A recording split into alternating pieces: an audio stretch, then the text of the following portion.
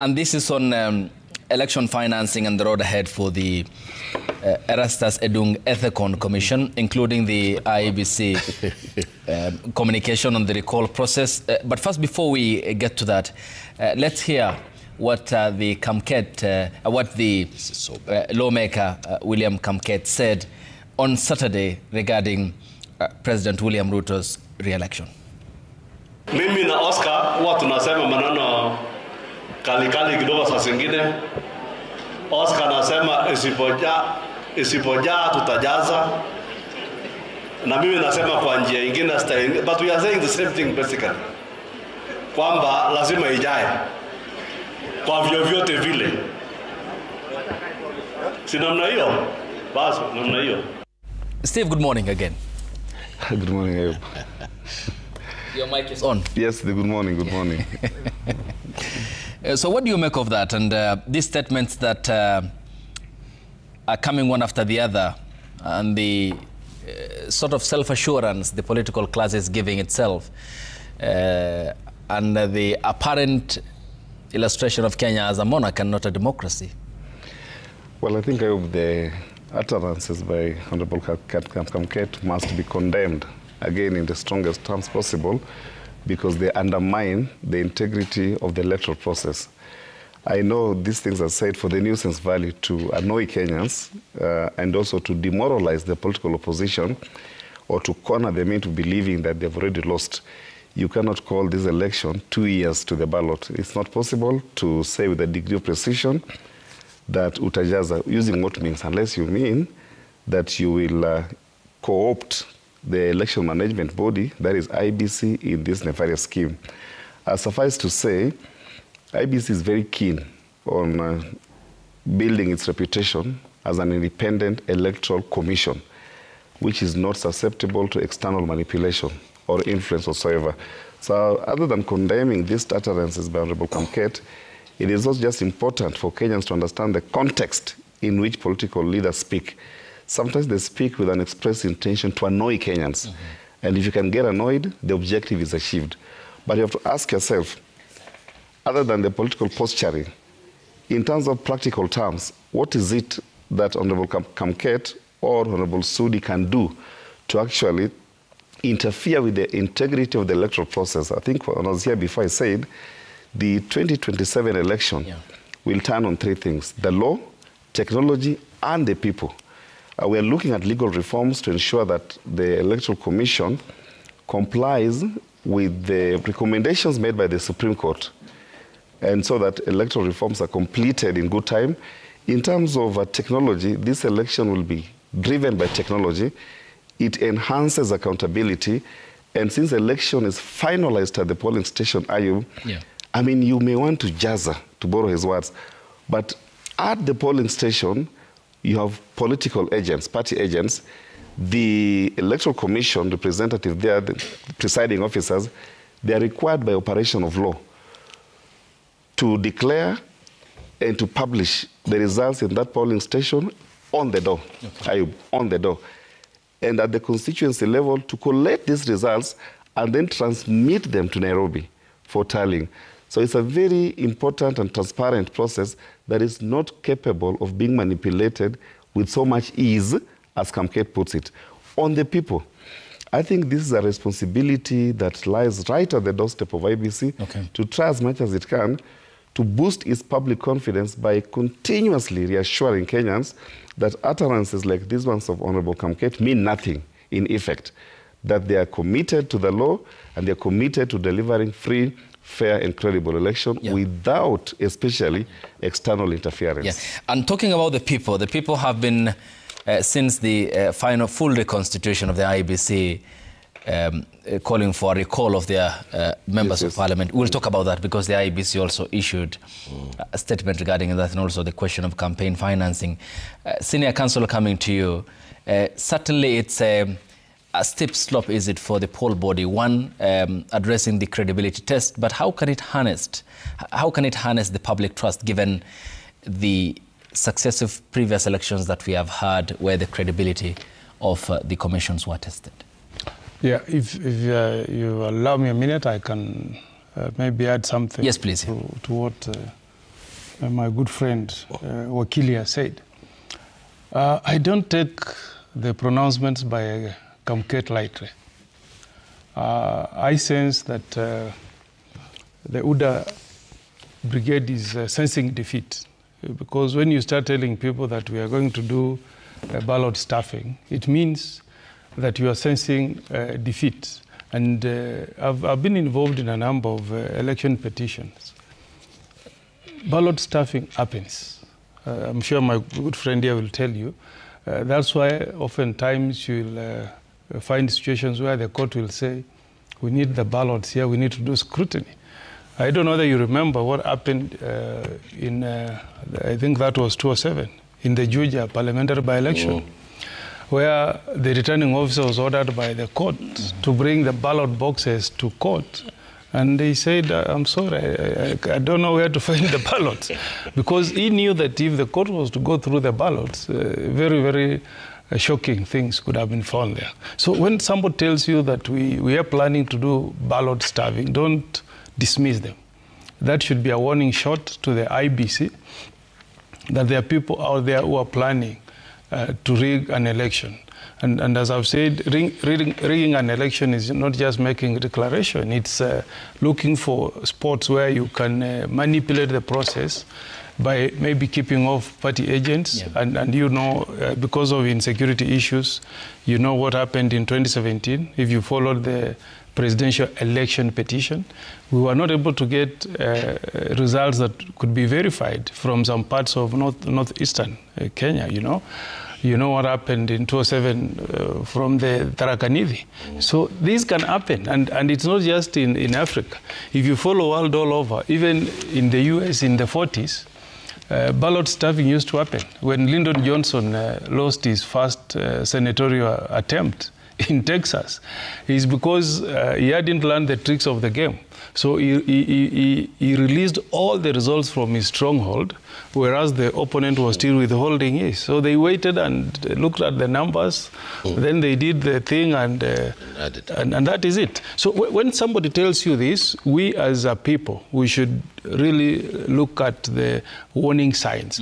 If you followed the NADCO discussions and the proposals to amend the electoral laws, this was one of the key issues in NADCO. And we even proposed, and that is on the floor now, that going forward, we shall hold the person managing a polling station criminally liable for any inconsistencies in the number of votes that are registered. So if you issue 200 ballots, okay, and we find in a box we have 250, we take it that you are trying to deliberately interfere with the electoral process and hold you criminally liable. Or if you transmit, you know what happens if you follow elections, is somebody will get 200 votes in a polling station, okay? But when you transmit means you are sending results from a polling station to the tallying center. You change the figures. You say 200, you say 290. And the excuses they normally say in court, you know, I was tired, that was a typing error, it was a mistake. Now the proposal on the floor is, if you do any manipulation, it's a criminal offense. We will hold you personally as an individual liable. If you are a teacher and you are participating as an electoral officer and you commit that mistake, we will be charged in a court of law. If you are found guilty, then you exit. So really, let the IEBC do an audit on the mistakes that have been committed in the past by various electoral officials and move forward to have a fair, free, and credible elections. Okay. So Ayub, the great Soviet leader, Stalin, said that those who vote decide nothing, but those who count the vote decide everything. You get the drift. So I think that there is an unprecedented discourse in the political space of our country that is, I think, dangerous. And I agree with my learned friend on the right, on the far right, that this kind of statements are fuel for political fervor, I think this might cause deep resentment in the population. You remember that the election rigging discourse started with the woman representative from Wajir, Madam Jeho. And they subsequently tried to cover it up by claiming that Somalis did not speak proper Swahili. You know, the cover-up was worse because every sentence that she had before she said that was superb. Somalis speak very beautiful Kiswahili because, you know, part of the language has got Arabic words. So it is easier for us, in fact, to learn Kiswahili than anybody else. So I think that the member for Tiati and for the other member from Kapseret, these are the hoodlums of the president, to be quite honest. They are the phalanx, the people who go there and koroga the political discourse in this country. And the president loves it. President just loves that kind of talk. And especially from the Rift Valley. The pastoralists like me who are tough-talking, redneck, hat-wearing, who believe everything should be done not with finesse but by blunt force. And I think that that culture is terrible. And we ought to oppose it fervently because we know, I was there when this country was at the edge and we were at Serena, we went and got the peace and all the Europeans came to make peace among us and George Bush came all the way here to Tanzania and called us here at Harambee House. I saw this country going down, and I saw the leadership of this country, President Kibaki and Prime Minister Raila, refused to let this country go down the drain because the hawks in their parties didn't want a solution. So I think that this kind of discourse should be immediately. Okay. And let me one last point. You know, there's these institutions we created in the Constitution. One of them is called the Cohesion something. National Cohesion. National Cohesion and Integrity Commission. I think they should resign. I think they should resign. I think it's pathetic that the cohesion people have just slept on the job. You know, IPOA, our police oversight, the things that have been happening with the police, and the IPOA is also sleeping. Under the leadership of my good friend Wakili Hassan. So I think that this kind of sleeping at the job should be challenged at all costs because the country is bigger than all these people. Yeah. Senior Counsel, back to you before I go to Counsel Steve. Your point on then the criminal liability of the individual. How far can that proposal go for this embryonic IEBC? That appears to be coming into the fray at a time when there are many questions regarding the electoral process, as well as a public that is now emboldened, a citizenry that is questioning and inquisitive. I think they have got a lot of work to do to build public trust. The public trust deficiency is at the lowest. Yeah, and you see, we put an enabling legal framework in place. The rest is for the IEBC to implement. You know, and the best way to do implementation is to take your officers through a rigorous pre-election training and warn them that the law has now changed. You know, nobody should come and tempt you with money and say, do ABC. The best that will happen is for the election petition to go to court, and that will be the end. People must realize that this country now wants 2027 to see a fairly serious, serious undertaking from those who are in charge of an election in terms of how free and fair an election can be. In fact, Ahmed, if you hadn't noticed, we even want to take away this idea of saying that the chairman of IBC is the one that will declare the presidency. You know, we have made a proposal to give that task to the 290 returning officers at the constituency level. Yes, at the constituency. That's and the we law. have, it's yet to be the law. It's on the floor. That's the bill that's on the floor from NADCO. You know, and we said let the law state in black and white that the counting of in the 6 elections, the counting of presidential election will be the first task. Okay? You have 6 elections, yes, on one day, but you start with the presidential. Okay. In all the 290 constituencies. When you finish, you make a declaration as the returning officer. We want by 11 o'clock to hear results from Starehe, telling the nation that Starehe, the caller has gone route away. We want to hear from Ugenya, 11:30. In Ugenya, it's gone maybe Kalonzo way. Another one from Muvita, this one has gone to Matiang'i, for example. So that even you in the station here, tallying, you can tell the country, the way we normally see in the US, they will tell you Texas has gone Republican way. Mm-hmm. You can, from where you are, you can tell that, okay, it looks so far. Yeah. Ruto is leading in 6, Matiang'i is in 10, Raila Odinga is leading in 12. You know, you can make a projection as a person. And if you have an issue, you can take the returning officer of that constituency to court and say, we have an issue with the way you have tallied and made announcement from your constituency, so that we progressively follow the results as they trickle in from the 290 constituencies. So by the time we are heading to the morning, we should be able to be saying the projections are indicating that this will go this way. Why should we put, I heard my friend saying a lot of that we are going to invest in technology. Yeah. First of all, let us invest in ensuring, because we vote manually, okay? We count manually, okay?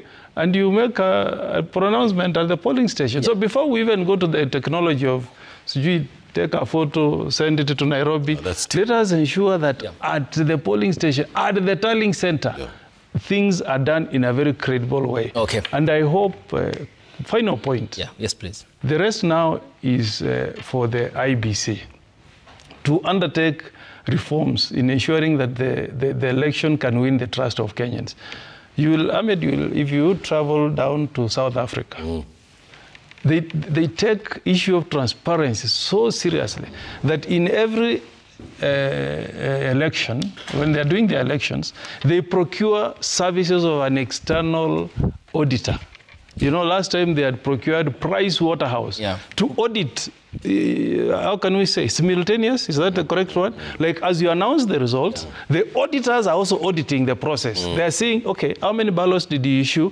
What was the announcements? What the valid votes? How many were spoiled? So, as you are releasing the results, the audit process is ongoing by a private, procured, professional body. You know, with their reputation, PricewaterhouseCoopers don't want their name to be soiled, to be ruined, because they are doing business all over the world. So that's something that IEBC can take up and say, we're going to pick a team of auditors. Simultaneously, as we announce the results, they are also doing the audit. But that is up to them. It's their decision as a commission. But if I was sitting there as a commission, that's what I'll do. Steve, yes, please. For clarification, ballot stuffing is an outdated election rigging method, at least not in Kenya.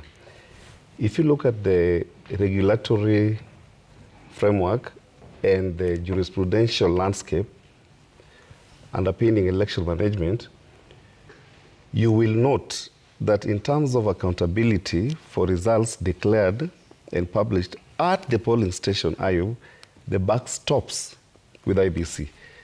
The election regulations demand from IEBC, not the political parties, to ensure, and they do this, that ballot papers are serialized and the booklets are issued sequentially.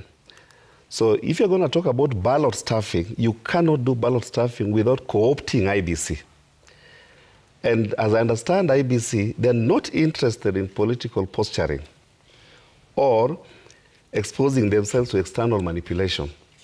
So I just want to assure Kenyans that conversations around ballot stuffing should be minimized, not entirely removed, but they should be minimized because the legal impact is significantly low. But if the outcome of that election is to be audited, the buck will stop with IEBC and hence withdrawal only within IEBC. So I think they don't want to go that way. Again, insofar as declaration of results are concerned, the Supreme Court has said, and the Court of Appeal in Maina Kiai was very clear that election is finalized at the constituency level and stepped down slightly to the polling station. So what is declared by the national returning officer, who is the chairman of the commission, is what has been collated from the polling stations, Ayub. The chairman has very little wiggle room to interfere or alter those results. But I like proposal by senior counsel. He's a thoroughbred legal practitioner. We'll all look up to him. You cannot be senior counsel unless the Law Society of Kenya is satisfied with your level of intellectual rigor and capacity. And he's also an elected leader. He has more hands-on experience, I believe, than some of us on this panel. He's been elected more than once. And he's a seasoned practitioner. So I do not take his comments lightly. So just to develop the concern that he's saying, there is no challenge whatsoever in creating a parallel transmission process. The whole idea about centralizing result declaration in Nairobi at Bomas was to remove the possibility of manipulation and causing unnecessary panic. But questions can be raised, and is raising them. If the results are declared at the polling station, Ayub, what is the challenge? Declaring this, announcing in the constituency that for Ugenya constituency, for instance, where I come from, this is the final result. That does not in any way undermine the chairman's mandate. So it's for the IEBC to look at the regulatory framework and additional legal safeguards to protect the integrity of the results that may be declared at the constituency level, so that Kenyans can then feel free to collate. The other issue on technology, and senior counsel gets it right, Kenyan elections are not entirely technology-driven. Technology is used at 3 levels. The first level is voter registration. The second level is voter identification during the election period or the election day. And the third level is that electronic transmission of results. Otherwise, the election management is entirely or intensely manual. So the whole idea, and we debate, we correct, we implement. The whole idea of incorporating technology was to enhance accountability. If we feel as Kenyans that technology is not deepening our commitment or momentum towards accountability, then we can as well go manual. But, senior counsel, I want to urge all elected leaders and everybody who fields candidates in electoral process, please, the law requires you to have your agents in every polling station. Because if senior counsel has these agents in all the polling stations, Ayub, he walks out of the polling station with his results. Not having to outsource that responsibility to a third party. And it's very easy then to ensure accountability at that level. And talking about technology, the chairperson, we are going for a break here on the broadcast. 3 days ago appeared before the Justice, Legal and Human Rights Committee of the National Assembly, talking about possibilities of digital disruptions which may jeopardize the integrity of the democratic process. And gentlemen, after the break, we'll also expound on campaign financing and the question of the IEBC itself at some point clearing the way for candidates with objectionable backgrounds, and as it had happened in the previous elections. After the break here on the broadcast, and also the recall process clarification issued by the commission, which appears to be gearing up fast for the immediate litmus tests, that is parliamentary by-elections and ward by-elections across the country. All that is after the break here on the broadcast. Stay tuned.